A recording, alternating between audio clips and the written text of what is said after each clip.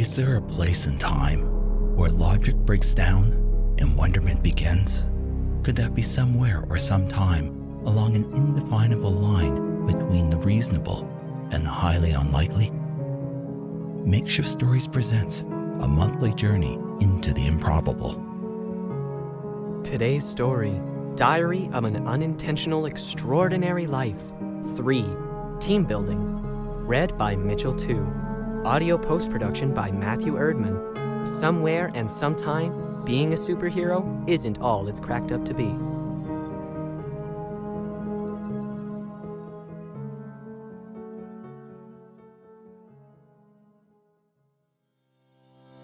When you find yourself threatened by a master criminal, or are a victim of a petty theft, or just even annoyed by your neighbor, you don't have to tackle it alone.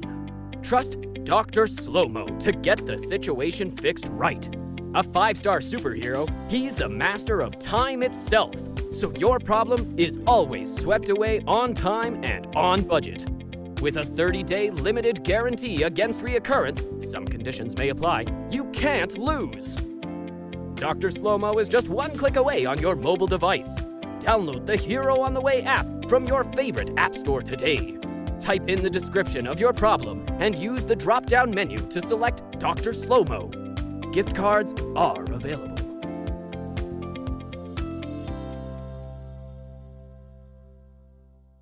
I hope you like my ad. I paid enough for it. I had to forego using the Hero on the Way heli ride share for the last 4 months and give up fresh veggies to cover the cost. My career coach insisted an ad was just what I needed and knew the right people to make it for me at the best prices around. So, I've had to allow an extra hour or so to get to my job sites by public transit. Which meant I was the last hero to arrive at a recent gig. It's embarrassing, you know, the on-time part in my ad. Well, my slightly tardy arrival wasn't the reason the job went completely sideways. Indirectly, I blame my ad in that A, I was late, and B, even there in the first place. According to the court documents, the client confronted by my pop-up ad when she first opened the Hero on the Way app accidentally clicked on it when she tried to dismiss it. I guess that's how online ads are supposed to work, although I had been led to believe the ad would just build brand awareness. Regardless, by the time I arrived, hey, it's not my fault the first bus was full and drove by my stop. The gig was already in complete chaos. So, I still don't see why I had to spend last Saturday in a team-building course with Invisio, Synapse, and Honcho. I hate those kinds of forced, icky, touchy-feely activities. But I didn't have a choice. It was part of the settlement Hero on the Way agreed to after I don't think I'm allowed to mention the plaintiff's name, so I will refer to said client as Ms. X. Ms. X had a rather unfortunate accident during the gig. In the ensuing pandemonium of a multi-hero response, she tripped over Invisio, who was, not surprisingly, invisible at the time, and fell over an embankment, which was thankfully only a few feet high. Why she hired 4 superheroes is beyond me. I could have easily handled the situation on my own. In the lawsuit, her lawyer filed against Hero on the Way. She blamed the app's user interface, claiming she couldn't tell when the thing had accepted her choice. So, she tapped 3 times after she had accidentally clicked on my ad, resulting in the almost immediate appearance of Invisio, Synapse, and Honcho. They all used the app's Helleride share service and arrived together. I just want to underline that point. Forced to convey myself via public transit, I was the last to be on site. And, man, as I've already noted, the job was already well on its way to becoming a disaster. Honcho, whose superpower is he can make anyone bend to his enormous will using hyper-yelling and generally bullying people around with his rotund physical presence. He was arguing with Synapse. Synapse has the biggest brain in the universe and knows absolutely everything there is to know, was doing what Synapse does best, offering a continuous flow of opinions on how to resolve the situation. Synapse does this without pausing until everyone around them pleads for them to stop. I've seen vids of the world's most notorious villains brought to their knees in tears, ears bleeding after being exposed to Synapse for 10 or 15 minutes. Poor Invisio had already disappeared by the time I had arrived, so none of us knew he was cowering at the back of Ms. X's car. Invisio's hypersensitivity to aggression triggers his superpower, so I imagine he had gone transparent right from the start. Quickly and adeptly assessing the situation, I decided to slow time, so while Honcho and Synapse argued, I could slip by both and open Ms. X's car with the bent coat hanger I had brought for said purpose. The job docket described how Ms. X had accidentally locked herself out when the car failed to warn her the key fob had fallen out of her handbag onto the floor of the front passenger seat. But before I could act, I was in the middle of filling my bladder with one of my special flavored waters from my utility belt. Ms. X decided to take things into her own hands and try the rear passenger side door, just in case. It was then that she tripped on Invisio and fell over the embankment, breaking her arm. As you can see, I really had nothing to do with the accident, so I don't understand why I was named in the lawsuit and required to attend the team-building course. Really, I was just an innocent bystander with good intentions, nothing more. Although I was hoping to get paid, I really need the cash. You know, the ad, the cost of my career coach, etc. These things are inescapable overhead in the gig economy. Let me tell you about the course. 7:30 a.m.? It started at 7:30 a.m. I mean, who in their right mind starts something before 10 a.m. at the earliest? And this was a Saturday to boot. So, of course, I was late. The buses were on weekend schedule, and I refused to get up at 5:30 to catch the earlier one. When you're an independent contractor like me, you tend to have a more elastic attitude about start times. My three, colleagues, that's what I'm supposed to call them now, according to Susan, the team-building course instructor. You are not competitors, you are colleagues. You are a team. Susan kept insisting, and she wasn't going to hand out the digital team building badges for our Hero on the Way profiles until we all agreed and completed all the exercises in the course. We're independent contractors in a highly competitive environment. Honcho bellowed until everyone cowered. Everyone except Susan, who was somehow immune to Honcho's overpowering authority. He held out until Susan, her arms folded defiantly across her chest, cheerfully informed Honcho that he wouldn't be allowed to bid on future gigs unless he and the rest of us completed the day's exercises to her satisfaction. Which meant that all of us, and she underlined all, needed to agree to use the noun colleague when referring to each other. It was going to be a very long day. Obviously, Susan didn't work in the gig economy. Honcho was right, of course. Everyone on Hero on the Way is a competitor. As I was saying, I was late, but they were on time. They all have their own means of transportation. I know for a fact Synapse has their very own Uber, which they drive in off hours for extra money. Like me, they have a lot of off hours. Honcho, through sheer bossiness, can forcefully commandeer any available mode of transportation, and Invisio can hide and ride on anything. The 7:30 a.m. breakfast was not included in the rather exorbitant course fee. I opted for the free, reheated day-old coffee instead. Maybe not the best choice, since it went right through me. So I had to stop time to take an unscheduled bio break before the thing even started. Thankfully, no one noticed, or so I thought, until Susan shot an accusing glare my way when time started again. How did she know? No one can use their superpower here, she announced, glaring at me with accusing eyes. It's a course rule. The authority lurking in Susan's voice even had Honcho shrinking back into his extremely hard and bio-unfriendly plastic chair. I mean, these things were not designed with the human body in mind, but probably looked good in an office supply catalog. Invisio was already 50% transparent. That includes you, Invisio. You need to stay with us for the entire course, or the team won't get their badges. It's up to you, team, to help your colleagues succeed. You are all in this together. Well, poor Invisio faded to 10% before willing themselves solid at what must have been a superhuman mental effort. I had first met him at a worldwide superhero conference in Mexico City, so I knew even talking to more than one person while staying visible was almost impossible for him. The icebreaker part of the 7:30 a.m. non-optional pre-course networking session was a game called Truth or Lies. Susan made us sit in a circle facing each other. I could tell Invisio was already in trouble. He was phasing in and out.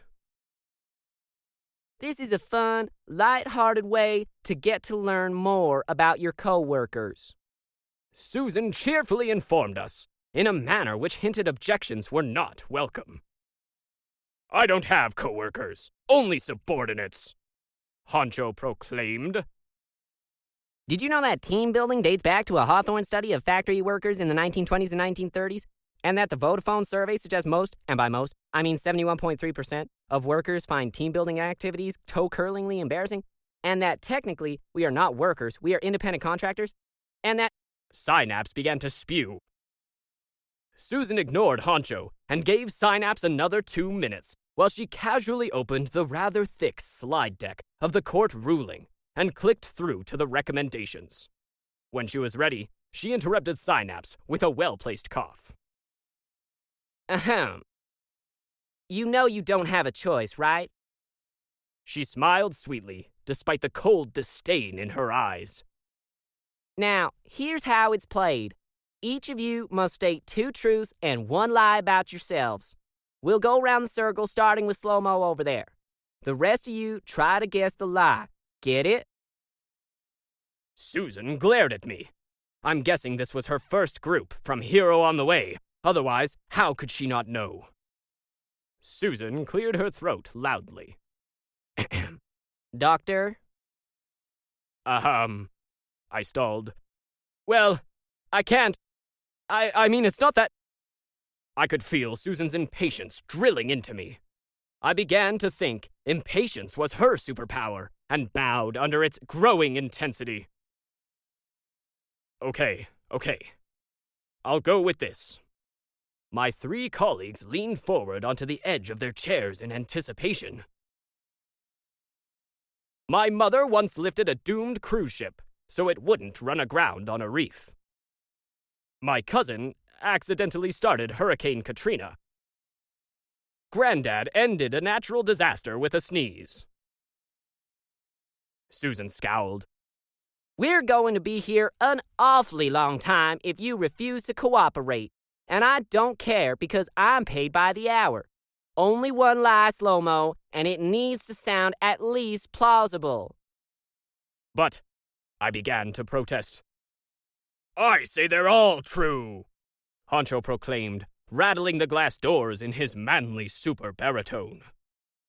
Synapse, Invisio, and I immediately nodded in agreement and were about to explain the superhero code of conduct, which Susan was either ignoring, hoping to get us kicked out, or was simply unaware of. The latter I find hard to believe, but even before Synapse could start explaining, which meant Susan was a few milliseconds faster on the response. Was that another superpower? She managed to get out. Don't let this bully intimidate you. Susan scolded so vehemently, Honcho seemed to shrink. Actually, we appreciated Honcho's input for once. But not picking up on our body language, Susan robotically swiveled her head and lasered a stare at Invisio, who momentarily flickered in and out like a loose light bulb. You're next, and you only get one lie. Invisio stuttered, then froze like a deer caught in the headlights. Man, didn't this course leader have any sensitivity for reclusive personalities? Sensing I might need to intervene, I reached over and gulped down Synapse's water, reserving mine for the decisive moment. Invisio finally stabilized at 42% visibility and attempted to return Susan's glare with a few extra grains of indignation. Okay then. He tried to huff, which came out sounding a bit like a squirrel gasping for air. I hid in plain sight as a hired bodyguard at the following events. Prince Harry and Meghan Markle's wedding, the coronation of a well-known president, and the birth of Prince Harry and Meghan Markle's son. Stop! Miss Susan demanded, getting visibly frustrated. We'll skip the rest of truth and lies if all y'all gonna do is provide unbelievable fabrications. But I warn you, we will come back to this important exercise and you will complete it before you leave here today. Think about it. I'm paid by the hour. I can afford to wait until you decide to cooperate. Can you? Page 42, paragraph 6, version 4.42, revision 69 of the Superhero Code of Conduct states that superheroes cannot lie. We'd lose our license if we did. Synapse somehow managed to get in before Susan could open her mouth again. Everyone lies. She informed us without losing a beat in an authoritative voice, which I must admit was pretty darn good. I noticed Honcho began to squirm uncomfortably in his hard plastic chair. At first, I thought it might just be hemorrhoids. The chairs were certainly hard enough, but in fact, Honcho was working up to his famous super bellow. Verbal diarrhea mouth over there is right. We don't lie. Honcho finally exploded. The ceiling tiles rattled, knocking dust loose, and I swear the walls bulged out. Invisio disappeared for almost 10 seconds. My ears were ringing, and surprisingly, Synapse, although a bit red in the face, said only 2 words. A first for them. And that's right. I could tell Synapse was barely holding back a 10,000-word, fully annotated supporting speech. To her credit, Susan held her own. Mr. Honcho, you will refrain from calling your colleagues names. Now, let's move on. We are going to play a few games to improve your communication skills. I'd like y'all to stand in a circle and face outward. This is a very simple game. As a team, you will see how high you can count with only one person saying a number at a time. If 2 people start to say the next number, then the group must start from 1 again. This will help you focus on listening and communicating. It took a few minutes for us to reluctantly arrange ourselves. Meantime, Synapse was complaining how stupid and simplistic the game was. This is silly. We should be using the Fibonacci sequence, or prime numbers, or square roots, or multiples of 3, or 6, or 8, or— Enough! Honcho thundered. Synapse stopped and glared at the big guy, with knives in their eyes. Okay, are you ready? Susan asked from a comfy-looking lounger in the corner of the room. She was obviously expecting this to take some time. Remember, only one person at a time. Go. 1, I quickly said. 2. Honcho and Synapse yelled over each other. Start again from 1. Remember, listen and try to cooperate. It's not about being first. This time, I kept my mouth shut. 1. Invisio, Synapse, and Honcho said at once. Well, they talked over each other until 4 p.m., when Ms. Susan, course leader, finally got bored and stopped us. You're making progress? She encouraged, but I could tell she was taking great pleasure in our lack of it. You almost made it to 3 once. Most groups make it to 10, and that's our goal before we move on. But after standing here for a few hours, you probably need a break. Man, we had been standing here for more than 5. There are vending machines in the hall which accept cash, credit, and PayPal if your sugar levels are getting a bit low.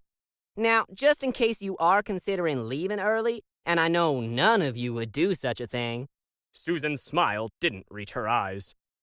I will remind you that you need the completion badge to be allowed back on Hare on the Way.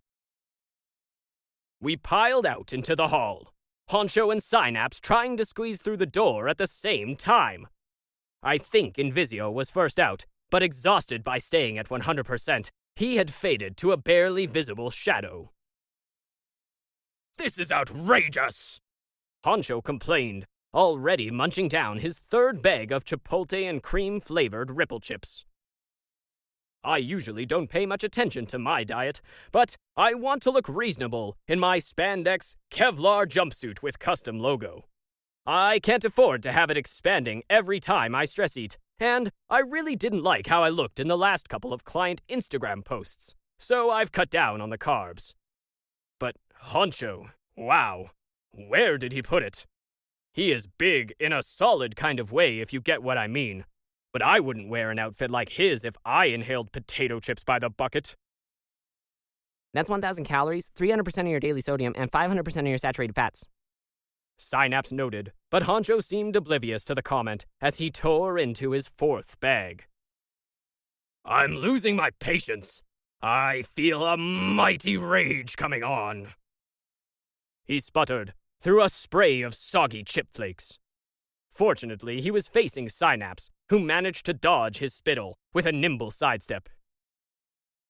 "I've got to meet up with my fan club at 6, Honcho griped. Honcho had a fan club? I was immediately jealous. I have a plan. Invisio suddenly solidified in the shadow of the drink machine, holding out 4 cans of Diet Cola. He was staring directly at me. Immediately understanding, I grabbed them and gulped down 3. Okay, team. It's great to see you back early from the break. Surprised, Susan greeted us, as her private caterer hurried to clean away the dishes from her lunch. Really? She had catering, while we used the overpriced vending machines in the hall? I could hear Honcho grumble and begin to wind up. Invisio jabbed the big guy with an elbow, making him stop. Back into your circle. Let's see if we can finish this exercise before midnight.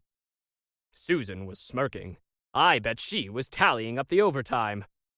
That made me angry, so I zipped open the last can of Diet Cola and guzzled.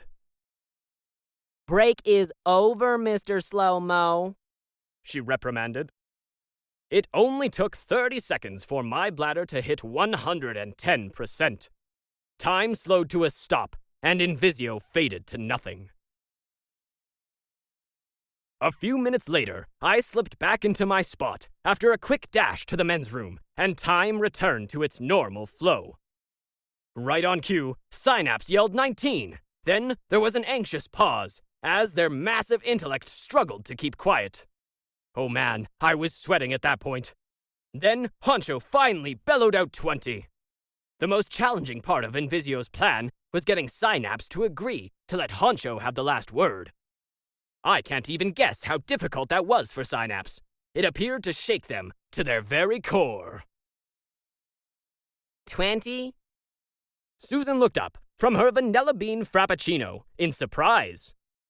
I don't remember you getting there. She noted suspiciously. Miss Susan, it took over an hour. Invisio stuttered, pointing to the wall clock he had jumped forward when time stood still. He had also changed the time zones on her phone and tablet. We did twice what you asked us to, Honcho blustered, daring Susan to challenge him as he loomed threateningly over everyone in the room. I really don't know how he does that.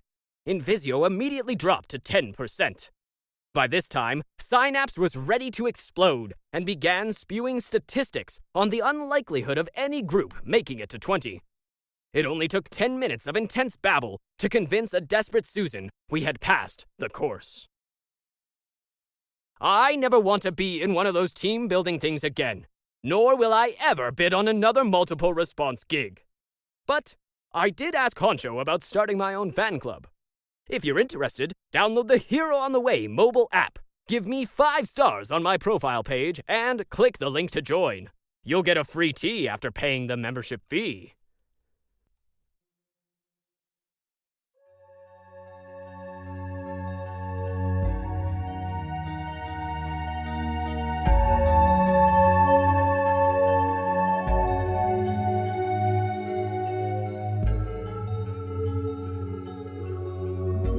ATB is making it possible for us to amplify the voices of Albertans and Alberta podcasters. This week, we're giving a shout out to Book Women. Book Women is a podcast about editing, publishing, and writing Indigenous stories. Hosts Tanya Ball, Sheila LaRoque, and Kayla Larson are 3 Métis librarians representing nations from across the homeland. Now, they've banded together to chat books, culture, and anything else that comes up. Book Women has recently been added to Indian and Cowboys Podcast Incubator Program for emerging voices that contribute positively to the Indigenous podcasting space. You can listen and find out more at bookwomenpodcast.ca.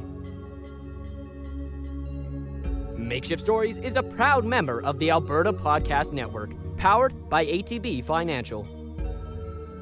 To listen to other great APN award-winning podcasts, such as Otherwise, a variety podcast dedicated to empowering diverse communities living on Treaty 6 territory by sharing stories of their lived experiences. Head over to albertapodcastnetwork.com. Makeshift Stories is released twice a month around the 1st to 5th and the 15th to the 20th. This month's story was written by Alan V. Hare and read by Mitchel Tew. Audio post by Matthew Erdman. Opening and closing themes were composed and recorded by David Hume. To find out more about David, head over to davidhume.me. Dr. Slomo's ad music by Daily Waves, licensed through Audio Jungle on a music broadcast license. If you'd like to connect with us, please send an email to makeshiftstories@gmail.com or visit our website at makeshiftstories.com. Links to both are in the show notes. You can help us out by subscribing on Apple Podcasts or any of your favorite podcast services. Makeshift Stories is released under a Creative Commons non-commercial attribution no derivative license, which means you are free to share our stories. Just remember to credit us and don't alter anything.